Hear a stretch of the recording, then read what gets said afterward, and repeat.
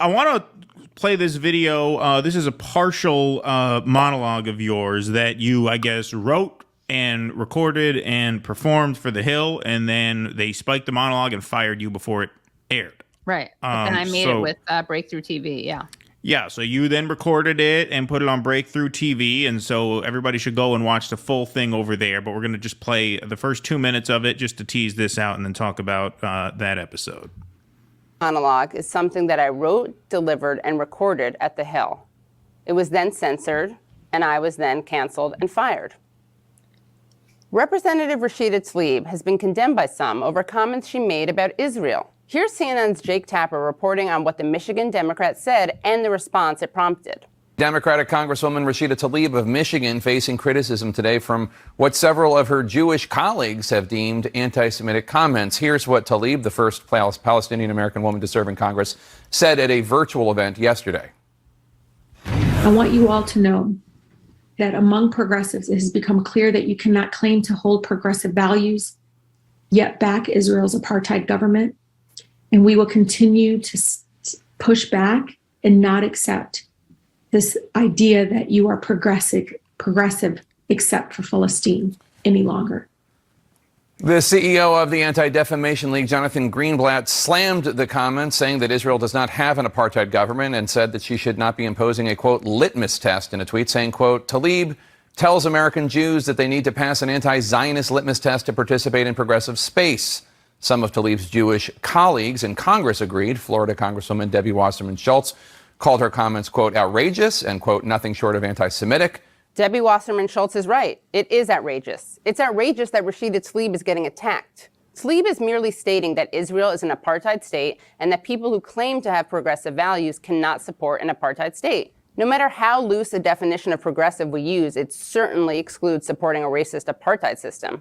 What's outrageous is attacking Tlaib for pointing out that progressive except for Palestine is an intrinsically contradictory position. What's also outrageous is that the Anti-Defamation League's Jonathan Greenblatt would claim that Israel is not an apartheid government. What's outrageous is that Jake Tapper would accept Greenblatt's judgment as the truth and not propaganda that needed to be pushed back against.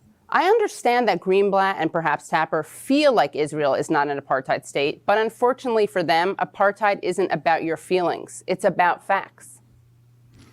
Nice dig at fellow tribesman Ben Shapiro there.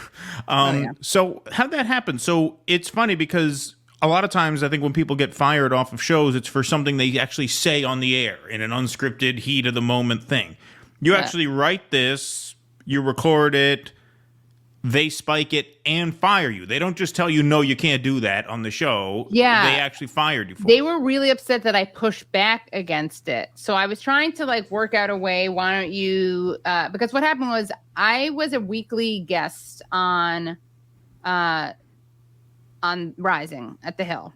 And then I did some fill-in paid work as a host. And when I wrote that monologue that I then went on to film with, shout out to Breakthrough News, it was my first radar because I wanted to, when I was hosting, I didn't want to do radars. I wanted to master hosting to make sure I mastered that before I did the monologues, right? So I'd done that a bunch of times. I was like, okay, finally I'm going to do my monologue. I wrote the monologue, I filmed it, recorded it, and then they come in, they're like, yeah, do you mind? We just want to have you, we're going to do a pickup, I think they called it. It's so they wanted Robbie Suave to, is that how you say his name? Suave. I thought it was Suave, but Suave is better. Yeah, Suave, yeah. Robbie Suave. Yeah, Robbie Suave is good. Robbie Suave to do a reaction, the kind of pushing back. This is not me shit talking about him, but they kind of wanted him to push back on it a little bit. And that is, to be fair, that's kind of the premise of that show, Rising. It's someone on the right and someone on the left, except they think that Batya is on the left, which is interesting, whatever. So he did that. And then as I was walking out of the studio for that day of hosting, I got a call from a producer and she's like, I want you to hear this from me. They're not going to run it. And I was like, what? She's like, yeah, the higher ups don't feel like they can run it. And I was kind of shocked and couldn't believe it because I had spoken about Israel a lot. So I was just surprised.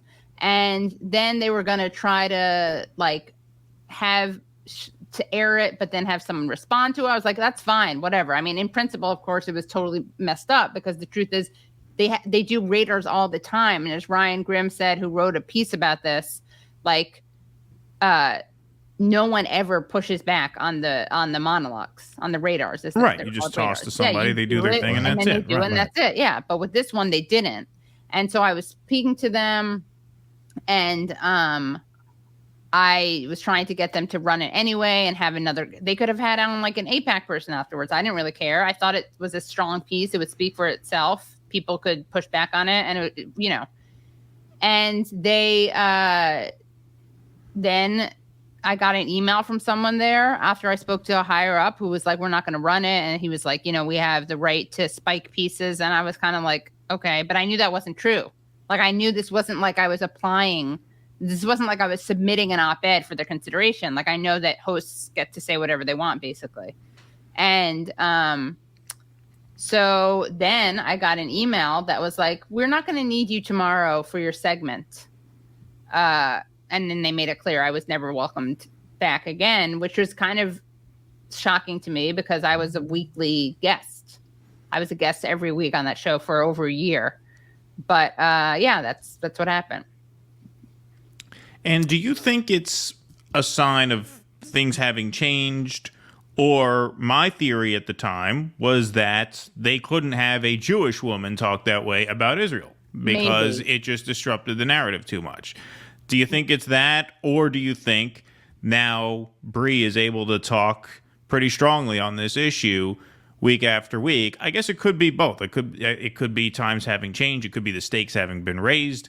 Right. But I couldn't help but think at the time, and I think I said this at the time, that it struck me as anti-Semitic that you were fired for that. It felt like they were silencing a Jewish voice that was advocating for the people of Gaza and the West Bank. Well, maybe that's interesting. I mean, maybe it's a little bit harder to write off what I'm saying as anti-Semitic, although clearly people are that's what I mean. Yeah, that self-loathing Jew. But I do think it's harder to write that off as anti-Semitic.